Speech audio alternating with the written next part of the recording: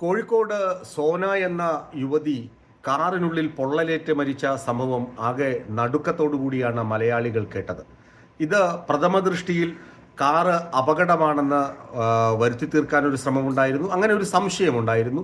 പിന്നീട് ഭർത്താവ് റജിൻ ഈ കാറിന് തീയിട്ട ശേഷം രക്ഷപ്പെട്ട് ഓടിയതാണോ, ഈ യുവതിയെ മനഃപൂർവ്വം കൊലപ്പെടുത്താൻ ശ്രമിച്ചതാണോ എന്ന ഒരു വ്യാപകമായ അഭ്യൂഹം ഉണ്ടായിരുന്നു. എന്നാൽ ഏറ്റവും ഒടുവിൽ ഒരു CCTV ദൃശ്യം പോലീസ് പുറത്തുവിട്ടു.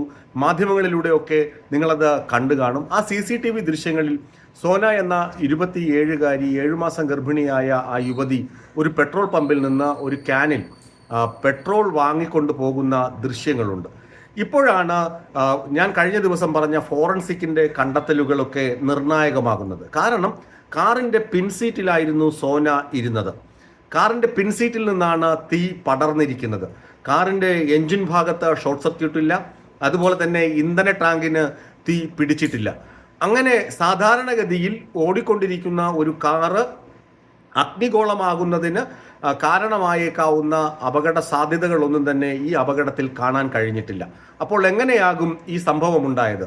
ഒരു പക്ഷേ എങ്കിൽ സോനയും റജിനും തമ്മിൽ ചില കുടുംബ പ്രശ്നങ്ങൾ നിലനിന്നിരുന്നു, ദാമ്പത്യ പ്രശ്നങ്ങൾ നിലനിന്നിരുന്നു.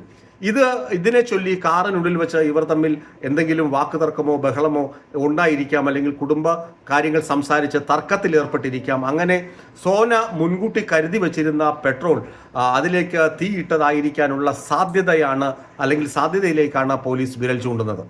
ഈ സംഭവത്തിൽ ദുരൂഹതയുണ്ടെന്ന് അന്വേഷണ സംഘം വിരൽ ചൂണ്ടിയപ്പോൾ തന്നെ ഞാൻ ഇക്കാര്യം പ്രേക്ഷകരുമായി പങ്കുവച്ചിരുന്നു. ഇപ്പോൾ ഏറ്റവും ഒടുവിൽ ഈ ദൃശ്യങ്ങൾ കൂടി ലഭിക്കുമ്പോൾ അതുപോലെ തന്നെ റജിന്റെ മുഖത്തും നെഞ്ചിലും 65% പൊള്ളലുണ്ട്. അയാളുടെ ആന്തരിക അവയവങ്ങൾക്കും പൊള്ളലേറ്റതായിട്ടാണ് മെഡിക്കൽ റിപ്പോർട്ടുകൾ.